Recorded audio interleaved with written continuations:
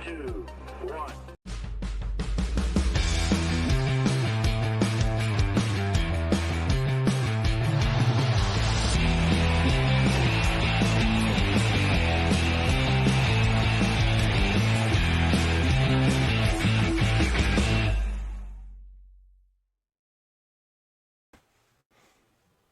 Bonsoir tout le monde, bienvenue à l'épisode 3 de la saison 3 de Dans le Mille.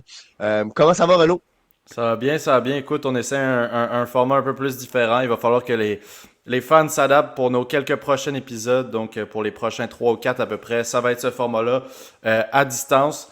Écoutez, ce soir, on a un épisode chargé. On fait un peu le tour de ce qui s'est passé en fin de semaine en termes de performance de joueurs. On vous parle de pool, comme vous avez vu dans le titre. Puis moi, avant qu'on commence l'épisode, avant qu'on rentre dans le pool, je veux savoir, ceux qui regardent, selon vous, c'est quoi le meilleur gardien de but à prendre dans votre pool de hockey cette année? Est-ce que c'est encore Vasilevski? Est-ce que c'est un nouveau? Est-ce qu'on essaye Swayman? Whatever, je veux vous entendre, c'est quel le meilleur gardien de but de pool à prendre. Mais écoutez, pour commencer, on va vous parler de nos partenaires. On va changer l'ordre un peu ce soir. On va faire perfoelite.com en premier. Donc, perfoelite.com, c'est quoi? C'est un site qui est une équipe en fait qui remplit tous vos besoins d'entraînement, que ce soit sur la glace, hors la glace, personnel ou en équipe. Donc, si vous êtes l'entraîneur d'une équipe, que ce soit NHL, même si je pense pas qu'il y en a qui nous écoutent, ou bien une équipe POE, c'est une équipe qui peut travailler avec vous, toute d'expérience. Donc, perfoelite.com pour tous vos besoins d'entraînement. Et comme à l'habitude, on a aussi, avec le code DLM30, vous avez un 30% de rabais pour le Elite Prospect Premium. Donc, comme à chaque semaine, je vais vous expliquer un peu c'est quoi le Premium. En gros, ça vous ajoute des informations. Elite Prospect, c'est le site en référence pour les statistiques et juste les informations en général sur les joueurs, les équipes, les ligues. Et avec le Premium, il y a plein d'ajouts qui se font.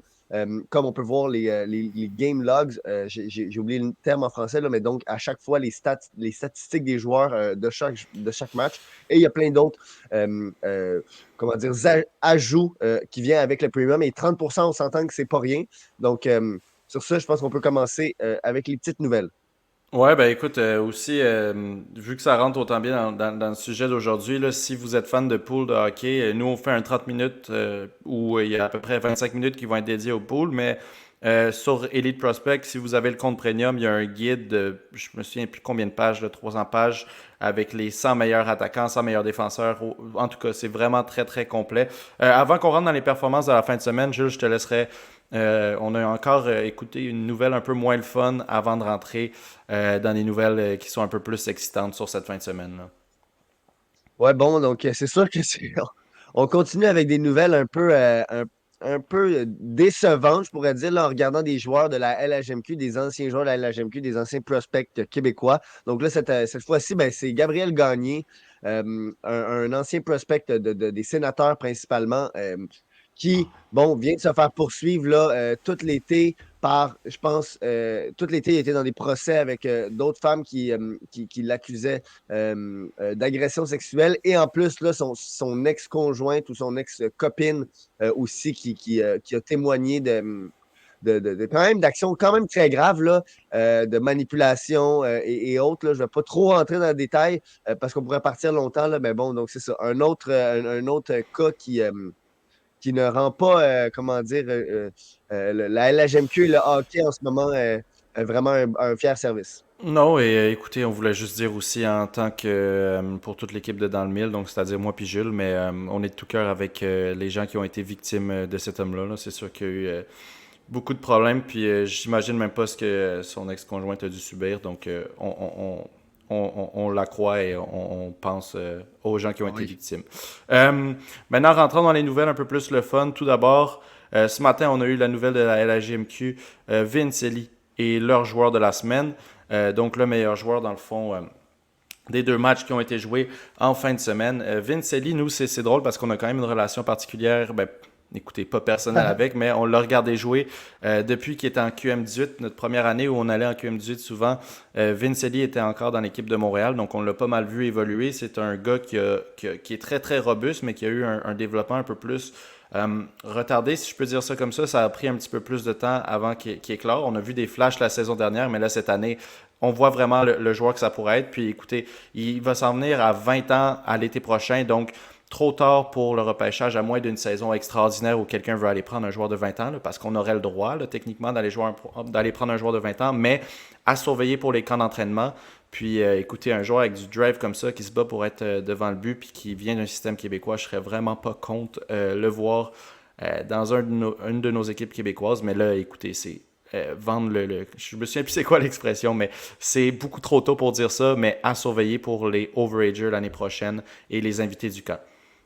Ouais, ben, un autre joueur aussi qui commence bien la saison, puis c'est pas tant étonnant, là, mais c'est Antonin Véro, c'est deux petits gars. Tu sais, Mhm. quand je dis petits gars, c'est ça, c'est 5 pieds 8, 5 pieds 7. Donc, on le sait là, que malheureusement, ces joueurs-là, ils ont juste moins de chances en entrant dans la ligue. Donc, pour qu'ils soient repêchés ou qu'ils aient vraiment de l'attention, on fait juste regarder un Justin Poirier qui a dû faire une saison incroyable à son année de repêchage pour se faire repêcher en cinquième ronde. Cinquième ronde, ouais. Donc, donc, c'est vraiment à chaque fois, c'est ça, oh, comment dire, c'est pas surprenant parce que quand on regarde dans les matchs qui comptent, dans les séries, les équipes de la Ligue nationale veulent des gros joueurs. Euh, mais bon, après, c'est juste de voir est-ce que ces gars-là sont capables de trouver une manière aussi de s'adapter puis de jouer contre des plus gros corps. Et moi, le match que j'ai regardé de Shawinigan, Vince Ali est vraiment, Ouais. euh, il est, il est installé et tu vois qu'il est là, il est vraiment là, au C'est top de sa le, forme. c'est le centre du jeu, puis il est vraiment dans un système qui le fait bien. Là, je l'avais regardé aussi beaucoup, vu qu'on le connaissait après son échange l'année dernière, puis déjà là, pas au même niveau que cette fin de semaine, là, mais ça cliquait déjà très très bien. Écoutez, maintenant, on a parlé de joueurs qui sont petits, pour qui c'est plus difficile. Maintenant, on veut mettre le focus sur un autre joueur qui a eu une excellente fin de semaine. Puis lui, c'est vraiment intéressant, pas juste à cause de sa fin de semaine excellente, c'est parce que c'est un des top prospects au repêchage LNH qui sort de la LHMQ, c'est Justin Carbonneau, donc un grand ailier. Sur les sites internet, j'ai vu entre 6 pieds 1 et 6 pieds 3, donc ça doit être à peu près quelque part au milieu. Quand on l'a vu en personne, nous en tout cas, il était plus grand que nous deux. Puis nous, on est dans les alentours de 6 pieds. Fait que c'est un grand bonhomme qui a commencé sa saison super bien. Avant de rentrer comme plus en détail sur son jeu, je vais attendre de le voir un peu plus, mais il a l'air de s'être amélioré sur beaucoup des points que je lui reprochais l'année dernière. Je trouve qu'il joue moins petit que l'année dernière. Puis lui, ça va être intéressant de le regarder plus. Puis bientôt, sur la chaîne dans le mille aussi, vous devriez retrouver une analyse de début de saison de moi ou de Jules. Donc, à tenir ça à l'affût, mais sa première fin de semaine, il nous pousse dans la bonne direction, là. C'est quelqu'un qui s'améliore très rapidement, Justin Carbonneau. À regarder pour, s'il continue comme ça, le top 10, top 15, puis peut-être plus au repêchage, là, parce qu'un grand allié comme ça, c'est précieux, là. C'est le power forward moderne. Ouais. Ouais, ben, Carbonneau, on l'avait vu l'année passée et lui, ça fait un petit bout qu'il est dans la GMQ parce que justement, c'est un late. Donc, comment on pourrait dire, c'est un avantage dans le sens que le repêchage à la GMQ et la LNH n'a pas les mêmes standards de date de naissance. Donc, Carbonneau a été repêché en même temps que Justin Poirier, mettons, mais il est juste éligible cette année au repêchage de la Ligue nationale puisqu'il est né en novembre. Donc, il va falloir quand même prendre ça en compte là, dans le fait que c'est plus une saison de 18 ans qu'il fait cette année que sa saison de 17 ans, contrairement à la majorité des joueurs éligibles. Mais Carbonneau, vraiment, c'est ça. Tu l'as dit, moi, je pense qu'en le regardant, il y a plus l'air d'un 6 pieds 1. 6 pieds 3, je pense que c'est plus comme un Zonin en termes de grosseur. Là. Mais bon, c'est un peu de détail dans ce sens que il est mature physiquement. Il a l'air vraiment de bien utiliser sa force. Mais moi, le principal atout que j'aime, et je trouve que c'est qu'il active le jeu. Mm. Dès qu'il a la rondelle, il va foncer vers les défenseurs, il va foncer au filet, il est toujours dangereux dès qu'il touche la rondelle. Puis ça pourrait peut-être être aussi un petit point que des fois, je trouve que peut-être que ça va être à s'améliorer, mais en même temps, des fois, c'est dans le style de jeu de l'équipe. Mais justement, quand il n'y a pas la rondelle, des fois, il y a peut-être l'air un peu plus nonchalant, surtout, mettons, en zone défensive. Mais bon, on s'entend qu'on est juste Ben, à 2 matchs dans la saison. ben, Donc, c'est il ça. est à 5 points en 2 matchs. Là. C'est pour ça que c'est ça. C'est pour ça que je voulais attendre si ça servirait à rien de faire, admettons, des analyses de début de saison tout de suite cette semaine. On va attendre un peu, mais tu sais, c'est Ouais. ça. Pour le moment, ça serait ça les problèmes, moi, que j'ai vus dans ces deux matchs un petit peu. C'est pas nécessairement pas l'air intéressé, mais suit un peu trop la rondelle quand il l'a pas. Mais le talent de Justin Carbonneau, quand il a la rondelle, c'est indéniable. Maintenant, Ouais. Et si je peux juste rajouter, oui, là, moi, je ne le savais pas, mais quand j'ai regardé des listes, des listes très, très tôt, là, mais il est dans il est ouais, 41e, 14, 17e ou 26e. Là. Donc, moi, je ouais, pense que cette année, on pourrait vraiment être surpris avec beaucoup de joueurs de la LHMQ. ouais. Ça a fait défaut dans les dernières années, mais là, on a des Guité, des Desnoyers, des Zonen, Et, comme j'ai dit, et un Carbonneau. Là, ça pourrait vraiment, vraiment surprendre. Puis après, il y en a plein qu'on oublie, là, des Matteo Nobert Et ça et va, autres. et ça va continuer, là, tu sais, quand on regarde les années qui arrivent. Là. Cette année, mais en tout cas, cette année, c'est sûr que c'est spécial, puis ça va être un plaisir pour nous de couvrir ça toute l'année. Fait que sur la chaîne dans le mille, le regarder pour des analyses, il va en avoir plein de Carbonneau, mais Ouais. de presque tous les joueurs éligibles à la GMQ. Sinon, le dernier joueur qui a eu une excellente performance en fin de semaine, encore un joueur qui est magicien avec la rondelle, Demidov, qui a mis 4 points pendant son match. Euh, Pendant tout le début de la saison, même les matchs où il jouait un petit peu moins de minutes, il a montré tout son talent. C'est juste qu'il y a des matchs où tu sais, ça débloquait pas. Le gardien fait un bel arrêt sur un tir, mais là, cette fin de semaine, ça a plus que débloqué. 4 points, puis il les a mérités, ces 4 points. Là. Ouais, puis un peu, c'est un mystère parce que dans le sens, son premier match du week-end ou de la fin de la semaine, il fait 4 points. Il joue, il est comme dans les trois attaquants à jouer le plus. Et le match d'après, son coach il ne le fait pas jouer et Demidov est le joueur le moins utilisé de l'équipe. Donc, c'est vraiment, tu sais, c'est un peu un mystère là, dans le sens que je ne sais pas qu'est-ce qui se passe dans la tête de Roman Rottenberg, mais à chaque fois que euh, Demidov joue un peu plus, il y a des résultats qui suivent. Donc, est-ce que il y a quelque chose à l'intérieur qu'on ne sait pas, mais peut-être, mais dans le sens que l'état-major du Canadien avait l'air de quand même dire qu'ils avaient fait leur recherche à s'assurer que ce Ouais, n'était oui. pas justement une personne avec des problèmes à l'extérieur. Et il n'a pas l'air de ça. Là, donc, bon, regardez, c'est encore une fois, comme on l'avait dit, je pense la semaine passée ou il y a 2 semaines, que dans la KHL, ils ne sont pas là pour développer nos joueurs. Il faut bien se rappeler de tout ça. Là. C'est pas, c'est la ligue, c'est une ligue professionnelle qui est quand même très, très, très en demande en Russie. Et donc, les jeunes espoirs, c'est pas tout le temps le centre de l'attention, comme ça peut l'être dans d'autres ligues européennes. Mais bon, donc Demidov, ça va très bien. Là. Je pense qu'il est à 6 points en 8 matchs. On s'entend que c'est vraiment une production impeccable. Ensuite, c'est ça. J'ai hâte de voir si il est capable d'avoir un peu plus de temps de jeu parce qu'on s'entend que c'est ça. Dès qu'il y a du temps sur le power play, ça fonctionne. Donc, en tout cas, j'ai hâte de voir la suite, mais un très bon début de saison pour notre espoir. Bon, maintenant, parlons pool de hockey. Écoute, avant on l'a divisé en plusieurs catégories, donc on va les amener un par un, puis chacun dire les joueurs que ces catégories-là nous ont inspirés pour votre pool. Donc après, c'est sûr qu'il y a des catégories comme rookie qui s'appliquent plus à un pool keeper où tu gardes tes joueurs après chaque saison et des catégories comme, admettons, on parle une fois de breakout, ça va plus être dans une ligue où vous êtes 15, alors là, peut-être que tu vas pouvoir aller trouver des steals là-dedans, alors que dans une ligue où vous êtes 5, peut-être que ça va être moins pertinent. Mais bon, avant de commencer à parler des joueurs, on trouvait ça important de souligner quand même quelques stats à ne pas négliger, à part si votre pool est 100% juste sur les points.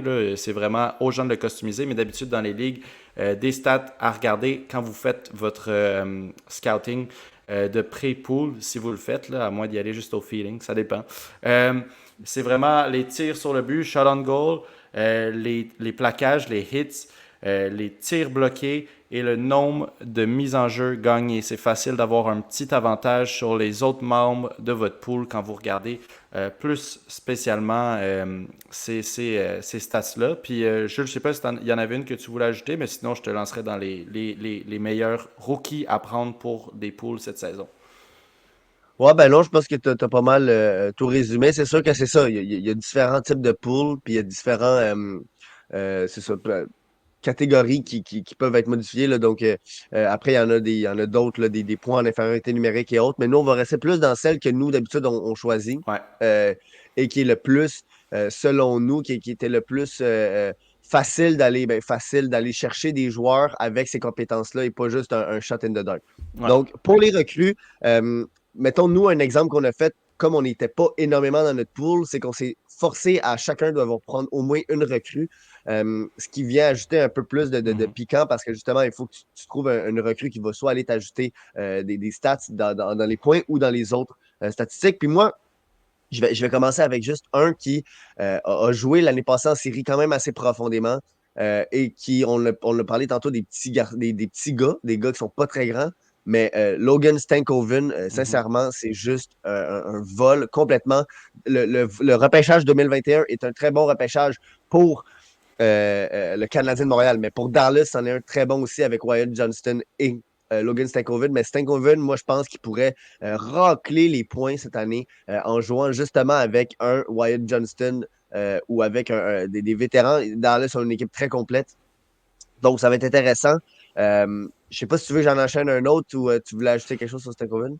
Ben non, c'est ça. Stekoven, je pense que quand on parle de un des paris les plus safe qu'on peut faire sur un rookie, c'est que tu vas pas vraiment aller chercher un rookie pour aller son jeu offensif, admettons ses plaquages. C'est sûr qu'il y a des exceptions, mais d'habitude c'est ça la partie qui est un peu plus difficile. Stankoven, lui, ce qu'il amène, c'est des points. Donc si vous cherchez un rookie qui va aller vous amener des buts et des points, Stankoven, c'est un de vos gars en tout cas.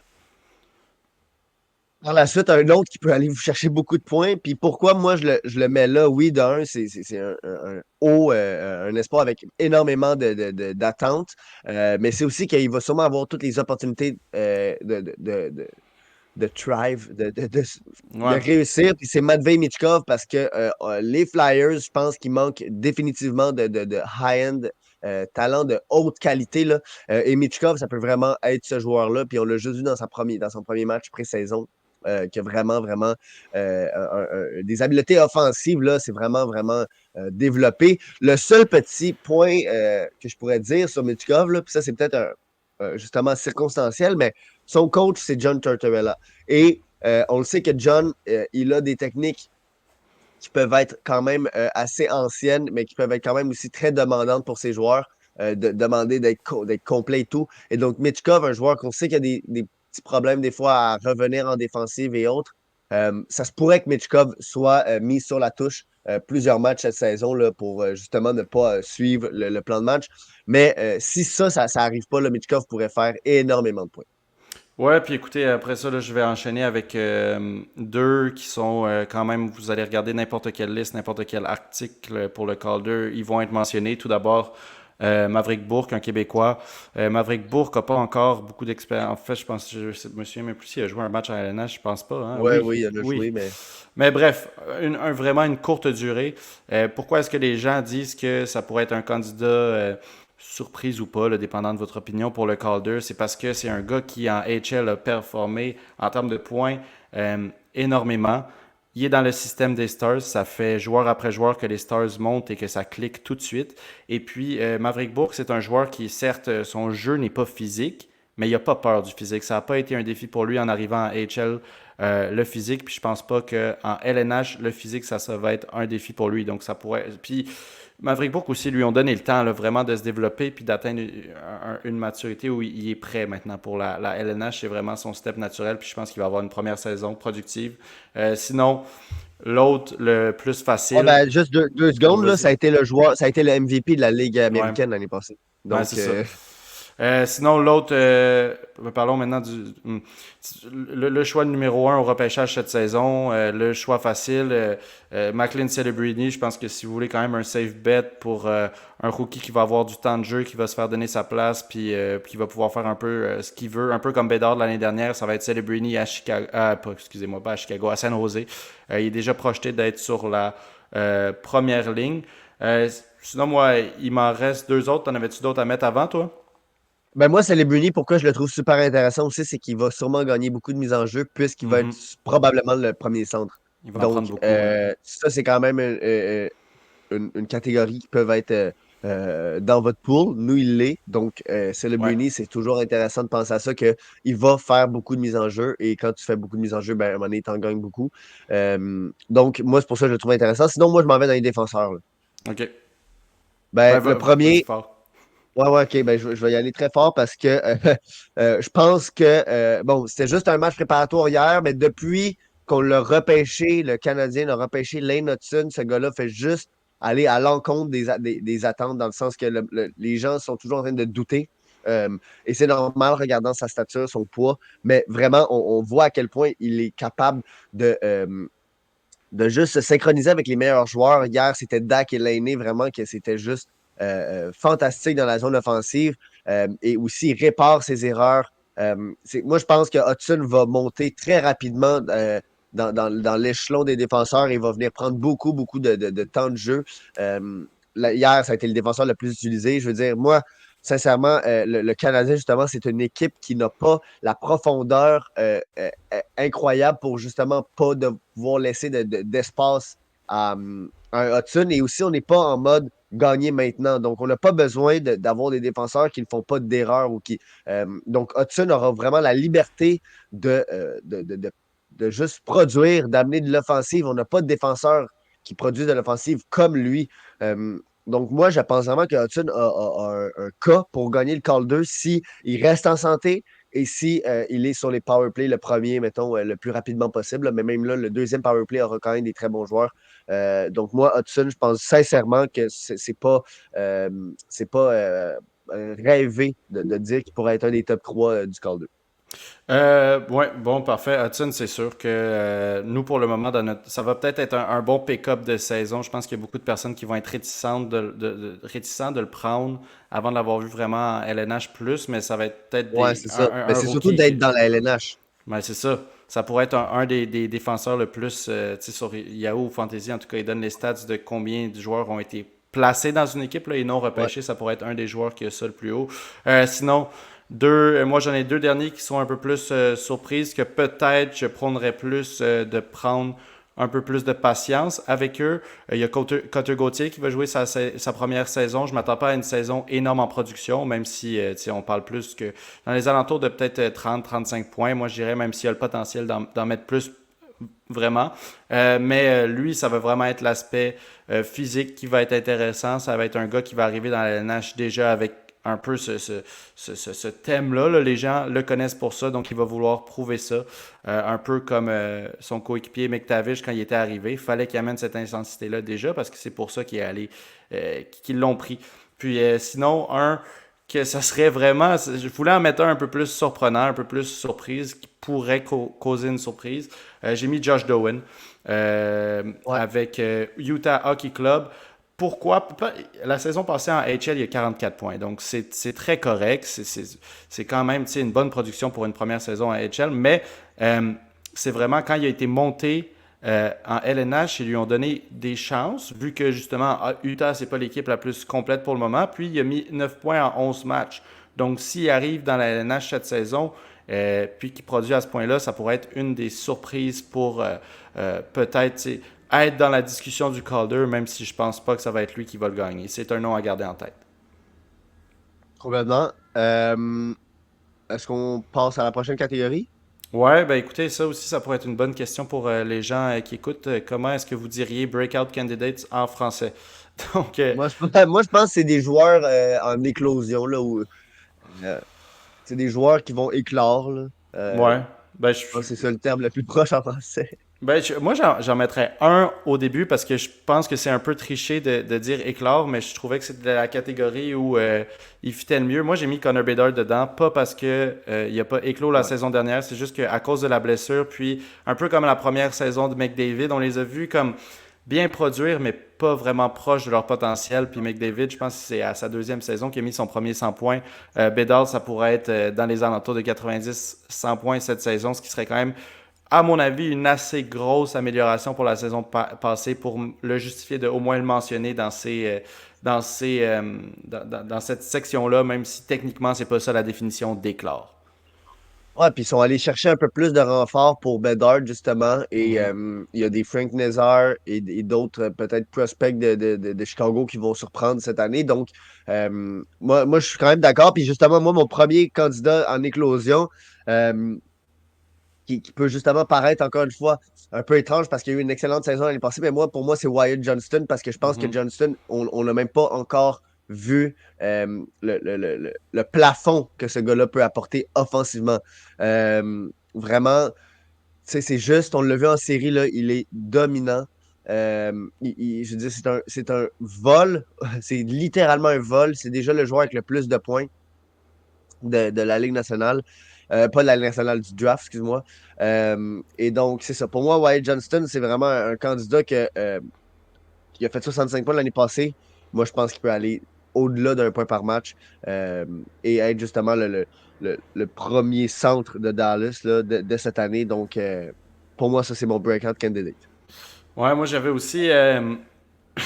Il y avait Byfield à Los Angeles. Oui, on a vu une très très grosse amélioration l'année dernière, mais je pense pas que Byfield a dit son dernier mot. Puis lui, c'est justement un candidat qui va être intéressant à voir euh, au niveau de plaquage, de jeu physique. Je pense que c'est vraiment là qu'on pourrait voir une amélioration. Oui, en points, certes. Mais l'année dernière, les points ont déjà bien amélioré. Maintenant, je pense que ces autres stats connexes vont monter à la suite de ça. Puis, j'avais aussi mis Dak à Montréal, risqué, mais Ouais, risqué, ouais.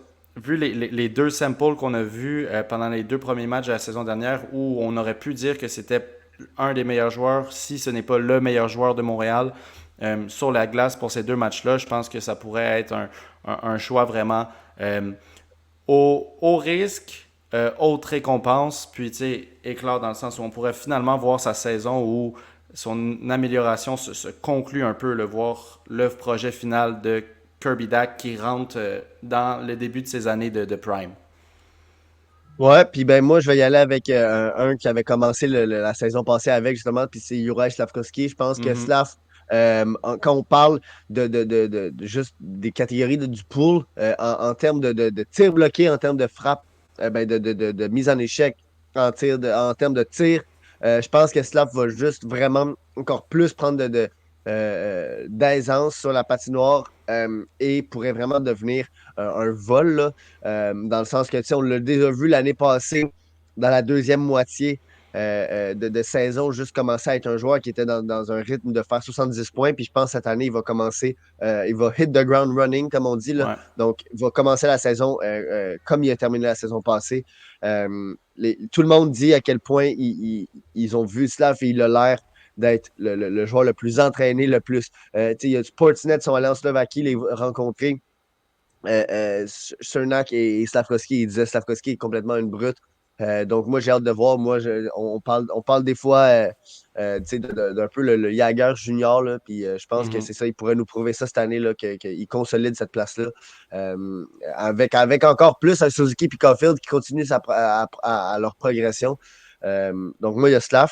Un autre gros bonhomme, c'est Matthew Nyes. Je pense que Matthew Nyes, cette année, justement, c'est sa deuxième vraie saison dans la Ligue nationale. Je pense que les Maple Leafs ne peuvent pas se permettre d'un Matthew Nice qui a on appelle ça un sophomore slump, là, donc une gang de la deuxième année. Je pense que Mhm. Nice, c'est très bien que il va jouer un très gros rôle dans la réussite ou la comment dire, l'échec de son équipe parce que justement, avec son salaire, avec son type de joueur, peut vraiment venir aider énormément Matthews, Marner et les autres compatriotes de trio. Là. Mais moi, je pense que Nice pourrait vraiment nous étonner. Je veux dire, l'année passée, 35 points en 80 matchs. Moi, je pense qu'il peut vraiment monter ça. Là, pour finir, écoute, cette catégorie-là, moi, j'en donnerais quelques noms, mais un peu plus rapidement. Ouais, Zellweger, vas-y. on l'a vu monter à Anaheim à la fin de la saison dernière, va avoir une plus grosse chance de produire. On a vu ce qui s'est passé avec Minty Yukov. Je pense pas que c'est le même calibre que Minty Yukov, Zellweger, mais c'est quand même un défenseur qui aurait le potentiel, un peu comme à Lane Hudson, de beaucoup produire cette saison. McTavish, on l'a vu avoir une saison difficile la saison passée. Je m'attends à un retour en force de sa part. C'est pas le type de joueur qui va perdre confiance en lui. Dylan Gunter devrait jouer sa première saison complète en LNH. On l'a vu bien produire, même si Utah Hockey Club, qui était Arizona l'année dernière, ont été un peu plus réticents. Lui ont pas complètement donné un rôle. Ils voulaient qu'il passe un peu de temps en AHL. Ça a bien marché en AHL. Ça a bien marché en LNH. Cette saison, on va voir de quoi il Ouais. est fait pour vrai. Puis sinon, euh, pour finir, j'ai trois noms, choisissez votre préféré là-dedans, c'est tous à Buffalo. Peterka, Quinn ou Benson, il y en a un là-dedans, ou deux si Buffalo sont chanceux, qui vont avoir une saison éclosion. Je suis convaincu. Si on regarde les matchs de pré-saison, on dirait que c'est Peterka, mais bon, ça peut complètement changer au match d'ouverture, au début de la saison. C'est tous des joueurs avec énormément de talent. Quinn, Peterka et Benson, il y en a un qui va avoir une grosse saison en termes de points cette année. C'est juste de choisir qui est-ce que vous pensez le plus. Moi, j'ai dit à quel point j'aimais Benson, fait que mon argent serait là-dessus. Ouais, puis moi, j'en ai rajouté un juste parce que j'ai vu que aujourd'hui, il avait été signé 2 ans à 3,25 millions et je l'aimais beaucoup à son année de repêchage et c'est Cole Perfetti. Je pense que Cole, un peu la voie libre sur le top 6, même sur la première ligne de Winnipeg. Donc, Mhm. moi, Cole Perfetti, je pense que ça pourrait vraiment être un bon pick-up. Par la suite, donc, on y va plus dans des catégories qui sont rarement discutées, mais les mises en échec et les blocages. Moi, je vous conseillerais pour si vous avez les tirs bloqués, là, vraiment choisissez des défenseurs parce que c'est les Ouais, ouais, c'est défenseurs sûr. qui ont le plus d'opportunités de bloquer des tirs. Puis on va juste commencer avec un, là, c'est David Savard. Ouais, c'est ça. Puis ça, écoutez, c'est vraiment, il va y avoir moins de descriptions que les autres sections parce que c'est vraiment statistiquement parlant dans les dernières saisons qui a réussi à amener des points là-dedans. On a, quand on parle de plaquage et tir bloqué, on ne peut pas parler de Jérémy Lauzon qui a eu une saison en termes de plaquage, c'était le leader dans la ligue, mais aussi la saison avec le plus de plaquage dans la LNH. Donc c'est juste une saison incroyable, incroyable en termes de jeu physique. Vous allez le choisir, ben vous allez être récompensé avec des points dans cette catégorie-là, même si ailleurs, Pas ça dans va le pas reste. être. Non, c'est ça. Un qui est un peu plus balancé, puis je pense qu'on a tendance à l'oublier parce qu'on aime tellement ça, dire à quel point son contrat est mauvais. C'est Darnell Nurse. Darnell Nurse, c'est pas le meilleur défenseur de la ligue. De loin, est-ce qu'il est surpayé? Oui, mais dans la fantasy, tu gagnes pas de points parce que tu choisis un joueur qui a un bon contrat, sauf si dans votre fantasy, vous avez le cap salarial, en tout cas. Mais 172 tirs bloqués et 165 plaquages, c'est pas leader dans aucune de ces deux catégories-là ensemble, mais c'est un bon package de frappe et de tirs bloqués quand on mélange les deux. Donc, il va aller vous chercher des points dans ces deux catégories-là. Ouais, puis moi, un dernier que je mettrais qui est complet quand même, c'est Matt Roy. Il fait plusieurs. Il va être dans le top de la ligue en termes de tirs bloqués, puis il va être dans le top de la ligue en termes de plaquage. Ouais, puis écoutez, en tir bloqué, le C'est un leader joueur l'année très dernière, responsable. c'est Pareco aussi. En tir bloqué, il faut lui donner. Ouais. Lui, c'est un peu le Jérémy Lauzon des tirs bloqués, même si quand on regarde la liste, admettons en tir bloqué, l'écart entre le numéro 1 et le numéro 2 n'est pas autant haut que la liste des plaquages. Sinon, important aussi de dire Sider. Pourquoi? Parce que il bloque beaucoup de tirs et il vous amène une bonne production. Donc, encore une fois, un 2 en un. Puis je pense que quand on parle de catégorie aussi de plaquage et tir bloqué, euh, on doit mentionner Brady Tkachuk parce que Brady Tkachuk, c'est quand même un 3 en un dans le sens où il va aller frapper, il va aller bloquer des tirs et il va vous amener une production de points qui est très, très intéressante. Donc, ça serait un des premiers joueurs à avoir en tête dans votre draft de fantasy, à mon avis. C'est le deuxième attaquant dans toute la LNH la saison dernière avec le plus de plaquage. Donc, Brady Tkachuk, vraiment, dans les premiers choix à les faire, là, vous allez le voir sortir beaucoup cette saison à cause de ça, justement. C'est trois catégories où il y a un impact. En termes de tir bloqué, c'est pas un des leaders, mais il en fait quand même. Fait que ça fait trois catégories où il ajoute beaucoup. Il va enchaîner. Moi, c'est ça. Les pièges, écoute, je vais te donner moi mes deux premiers, puis après ça, on comparera un peu. En termes de pièges, numéro un, John Tavares. John Tavares s'est fait enlever le capitaine, on le voit. On prendre un petit peu de vieux, même si ça reste un très bon joueur de hockey qui va vous amener des mises au jeu gagnées. On devrait le voir avoir un temps de jeu un peu réduit, surtout si on voit un petit peu plus de jeunes rentrer dans l'organisation. Donc, juste à tenir en tête, ça pourrait être un piège, pas juste se baser sur ces deux, trois dernières saisons. Sinon, Hallmark, on l'a vu être excellent avec Boston, mais Boston avait un système défensif excellent. Maintenant, il s'en va à Ottawa, qui sont connus pour... c'est un système très difficile pour les gardiens de but. Ullmark est un très bon gardien de but, mais ça va être plus difficile. Sinon, j'ai mis aussi Alex Ovechkin. On a vu la saison dernière, puis l'autre d'avant, ça a été un petit peu plus difficile pour lui. Puis c'est pas le type de joueur que je m'attends à un comeback. Quand on le prend, là, c'est juste qu'il faut être conscient que ses stats sont en régression. Donc, c'est pas nécessairement un piège, mais à tenir en compte quand même quand on fait ses choix.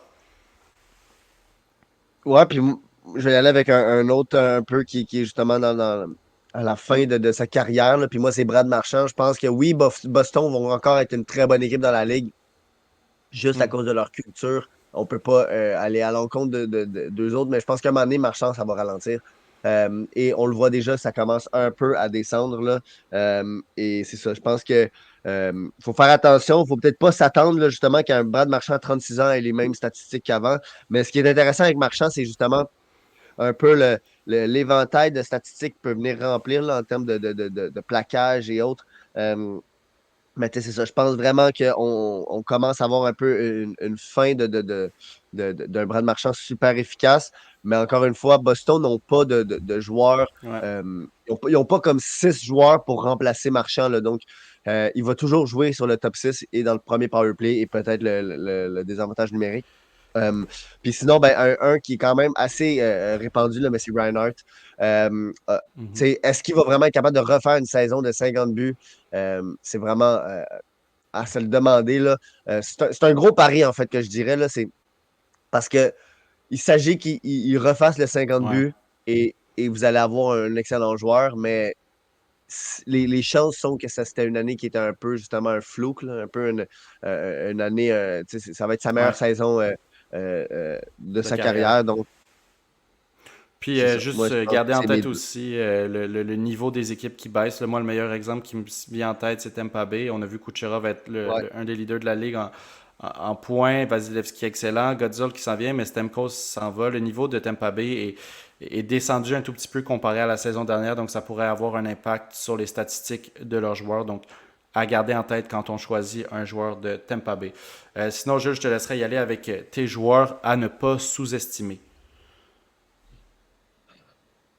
Ben, moi, te laisser y aller en premier. OK, parfait. Ben Parce écoute, que, parce que moi, dans le sens que les joueurs à ne pas sous-estimer, c'est des joueurs que j'ai nommés avant, là, tu sais, justement OK, des ouais. Nice, des Perfetti, là. Donc, moi, j'en ai quatre. Il y en a qui sont plus simples à expliquer que d'autres, là, parfaitement.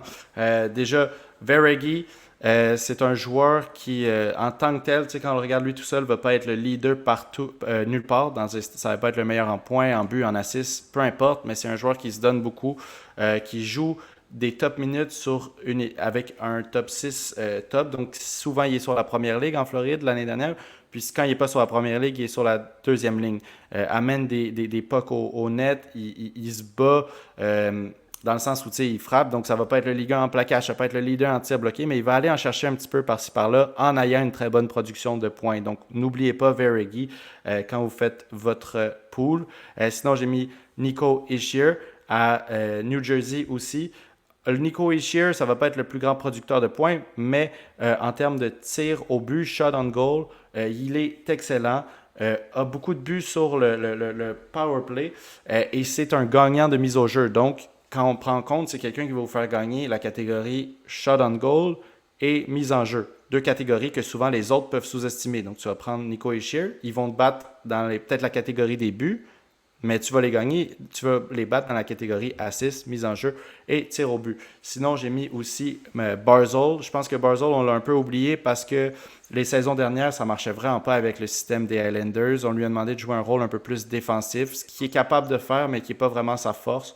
On pourrait voir un peu plus de points si Patrick Roy décide de l'utiliser dans un rôle un tout petit peu plus offensif, jouer avec un système un petit peu plus axé sur l'offense chez les Highlanders, ce qui serait pas une mauvaise chose parce que les dernières saisons, ça marchait pas. Puis sinon, j'ai mis Morrissey de Winnipeg. Un jeu physique qui est quand même très respectable. Encore une fois, on parle pas d'un doute qui va être le numéro 2 dans les hits, c'est pas celui-là après Jérémy Lauzon, mais il frappe, il bloque des tirs et sa production de points est excellente. Donc encore une fois, on parle de trois catégories clés où ce gars-là peut aller vous faire gagner des points. Donc à ne pas le sous-estimer, Josh Morrissey.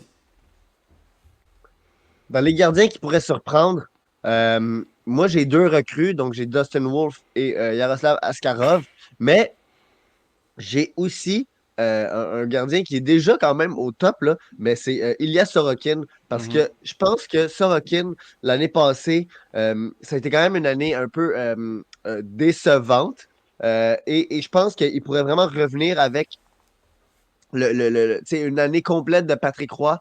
Et Sorokin, selon moi, c'est un peu la raison de si les Islanders font les séries ou non. Tu sais, on s'entend l'année passée, justement, 3,01 buts en moyenne encaissés et un pourcentage d'arrêt de 9,09. Donc, c'est pire que Caden Primo, là. Alors qu'avant, il était habitué à des 9,18, 9,25, 9,24. Des moyennes de buts accordées entre 2,3 et 2,4. Donc, on s'entend que l'année passée, c'était vraiment pas son année. Euh, mais je crois vraiment qu'avec justement une année complète de Patrick Roy, ça pourrait être euh, un gardien à ne vraiment pas sous-estimer, là. C'est ça, écoute, il y a les jeunes que tu as dit, Wolf Askarov, il y a Wallstead, Levi qui vont sûrement jouer en HL pour commencer la saison, mais juste à les garder en tête, si jamais un de vos gardiens se blesse, potentiellement que ce gardien-là, Levi Wallstead, être monté en LNH, puis c'est des gars que s'ils sont montés, puis ils performent bien, ils pourraient prendre un gros rôle d'ici la fin de la saison. Donc, juste des noms à garder en tête, même si c'est pas pour votre repêchage début de saison. Sinon, moi, mon gros nom, c'est Kochetkov à la Caroline. Il y a encore Anderson, donc il va encore avoir une bataille pour le numéro un, mais si Kochetkov performe bien, il pourrait vraiment être le gardien que la Caroline part pour plus de matchs, même si son nombre de matchs va être limité, juste dû au fait de la présence de Frederick Anderson, qui est encore un excellent gardien pour la Caroline. Ben, écoutez, juste avant de partir, qu'on finisse ça, je voulais juste vous donner trois catégories. Attention, là, donc juste trois trucs à garder en tête que peut-être que vous avez raté au courant de l'été ou bien que c'est arrivé la saison dernière, donc vous en souvenez plus. C'est sûr qu'il y en a plus, mais c'est les trois plus gros, je pense, en rentrant dans cette saison de pool. Numéro un, Thatcher Demko a eu des problèmes de genoux, n'a pas pu avoir sa chirurgie parce que ça règle rien. Donc, il va falloir qu'il apprenne à jouer cette saison avec une blessure au genou. Ça peut être très déstabilisant pour un gardien de but. Donc, on pourrait voir Thatcher Demko qu'on voit d'habitude, ou bien on pourrait voir Thatcher Demko avoir une régression à voir au courant de la saison, mais c'est à garder en tête pour le repêchage. Evander Kane a eu une chirurgie durant l'été, ne jouera pas jusqu'à janvier. Donc, gardez-le en tête, allez pas prendre Evander Kane dans le repêchage du début de saison. Il est blessé jusqu'à janvier. Et puis ça, c'est celui que vous pourriez avoir oublié. Moi, personnellement, quand j'ai vu Valérie Nichushkin out, je me souvenais plus pourquoi. Est-ce qu'il est blessé? Finalement, il est suspendu. Lui, il s'est fait suspendre jusqu'à la mi-novembre. Puis même là, à la mi-novembre, il va falloir qu'il passe à travers le processus de réinstitution. Je ne sais plus comment il l'appelle, mais de la LNH. Il va falloir qu'il demande à la LNH s'il peut réavoir le droit de jouer. Donc en mi-novembre, c'est rien de garanti non plus. Il y a des conditions à la fin de sa suspension. Donc encore une fois, Valérie Nichushkin, s'il redevient disponible, potentiellement que vous pourriez sauter dessus dans les agents libres de votre ligue, mais n'allez pas le prendre au repêchage de début de saison. Si ça se trouve, lui aussi, il va être out jusqu'à janvier. On ne le sait pas quand est-ce qu'il revient, même si c'est normalement en mi-novembre. Ouais, puis moi, j'en ai mis un justement. Tu as parlé de Demko qui a un peu des blessures à répétition. Puis Kirby Dack, je pense que Mhm. c'est un peu là, cette année, là, s'il se reblesse pour de longues Ouais. durées, là, je pense qu'on va commencer à devoir faire un peu un X sur son potentiel complet, là, qu'il atteigne complètement. Euh, donc, c'est ça, un Dak, tu sais, un Patrick Laine aussi. Tu sais, si Mhm. on fait juste regarder le Canadien, là, mais ça, c'est des gars que, justement, ils ont manqué beaucoup, beaucoup d'hockey et ça pourrait vraiment faire mal s'il arrivait quelque chose cette saison. Au risque, haute récompense avec ces deux Exact. gars-là. Ben écoutez, merci d'avoir été là avec nous. Bonne saison des poules, bon repêchage avec vos amis, les étrangers en ligne. Je ne sais pas avec qui vous le faites, mais bon repêchage. Et puis restez à l'affût sur la chaîne Dans le Mille pour, comme je disais tantôt, les analyses vont commencer bientôt. On ne donne pas encore de date, mais ça devrait suivre dans les semaines qui s'en viennent. Là. Il devrait en avoir qui sont postés. Complètement. On se voit la semaine prochaine. Bonne soirée.